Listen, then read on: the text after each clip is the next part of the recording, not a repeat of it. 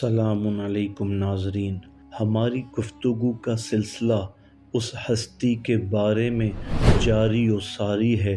جس کا انتظار پوری کائنات کر رہی ہے، جو زمین کو اس طرح عدل اور انصاف سے بھر دے گا جس طرح وہ ظلم و جور سے بھری ہوئی ہوگی۔ ہماری آج کی گفتگو کا عنوان فرقہ زیدیہ کے غیبت پر اعتراضات اور ایک بزرگ کے جوابات پر ہے۔ آئیے آغاز کرتے ہیں۔ بسم اللہ الرحمن الرحیم۔ ہمارے ایک بزرگ عالم نے کہا ہے کہ ہمارے اکثر مخالفین اس موضوع میں ہم سے ایسے مسائل کے بارے میں سوال کرتے ہیں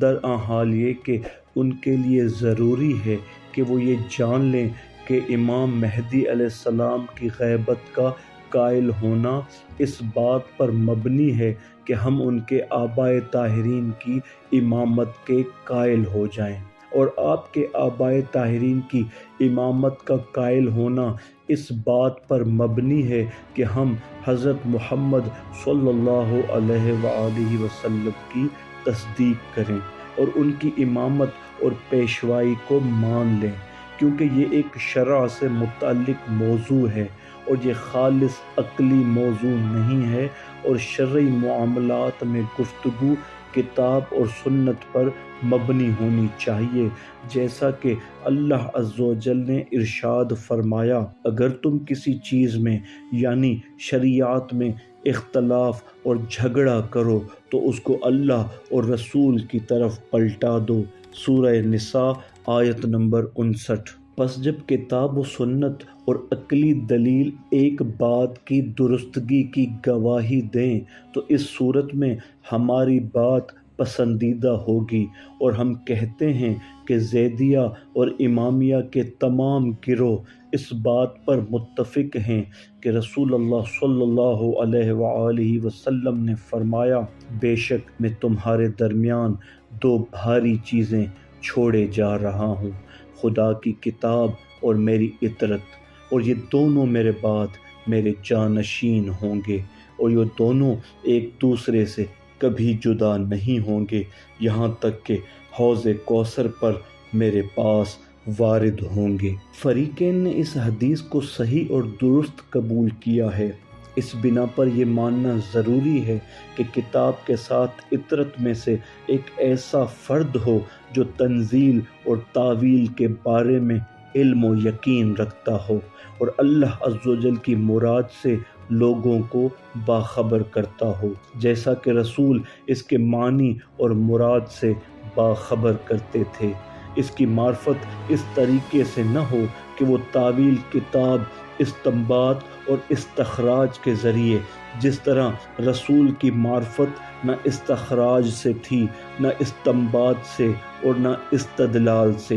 نہ اس بنا پر جس پر لغت اور زبان یا لوگوں کے درمیان گفتگو اور بات چیت کے اصول جاری ہیں، بلکہ وہ اس طرح مراد خدا بتاتے تھے اور اللہ کی جانب سے بیان فرماتے تھے کہ آپ صلی اللہ علیہ وآلہ وسلم کے ارشاد کے ساتھ لوگوں پر حجت لازم ہو جاتی تھی۔ اسی طرح ضروری ہے کہ اطاعت رسول کی کتاب سے معرفت، یقین اور بصیرت کے ساتھ ہونی چاہیے۔ اللہ عز و جل رسول کا وصف بیان کرتے ہوئے فرماتا ہے، اور کہہ دیجئے کہ یہ میرا راستہ ہے، اللہ کی طرف دعوت دیتا ہے پوری بصیرت کے ساتھ میں اور جو میری پیروی کرنے والے ہیں۔ سورہ یوسف آیت نمبر 108۔ پس ان کے پیروکار ان کے خاندان اور اطاعت میں سے ہیں، اور یہ وہی ہیں جو اللہ عز و جل کی جانب سے یقین، معرفت اور بصیرت کے ساتھ اس کی کتاب سے مراد بیان کریں گے، اور جب اللہ عز و جل کی طرف سے اس کی مراد کی خبر دینے والا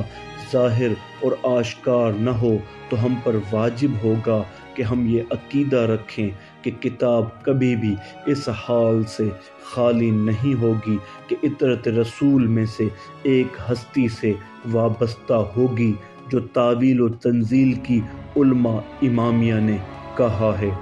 اللہ عز و جل کا فرمان ہے، بے شک اللہ نے آدم و نوح اور آل ابراہیم اور آل عمران کو عالمین پر منتخب کیا ہے، ان میں سے بعض کی اولاد سے ہیں۔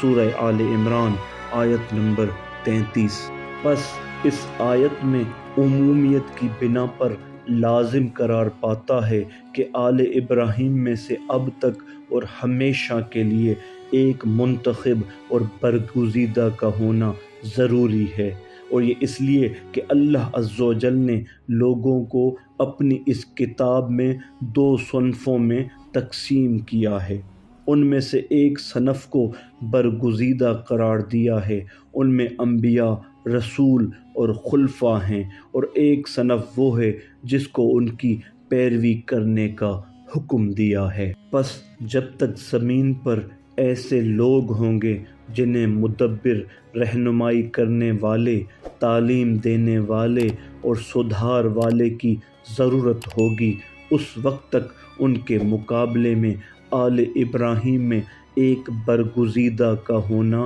ضروری ہے، اور یہ بھی ضروری ہے کہ آل ابراہیم سے بعض اولاد بعض پر برگزیدہ ہو، جیسا کہ اللہ عز و جل کا ارشاد ہے ذریۃ بعضها من بعض، اور یہ بات درست اور ثابت ہے کہ رسول صلی اللہ علیہ وآلہ وسلم اور امیر المومنین علی علیہ السلام، حسن و حسین علیہم السلام آل ابراہیم میں سے برگزیدہ تھے۔ اس آیت کی بنا پر حسین علیہ السلام کے بعد برگزیدہ ہستی کا ان کی ذریت میں سے ہونا ضروری ہے، اور اگر یہ ان کی ذریت میں سے نہ ہو تو وہ اس صورت میں ذریۃ بعضها من بعض صادق نہیں آئے گا، اور یہ کہ ان میں کسی کے بطن سے نہ ہو، اور امامت حسن علیہ السلام سے ان کے بھائی حسین علیہ السلام کی طرف منتقل ہو گئی ہے۔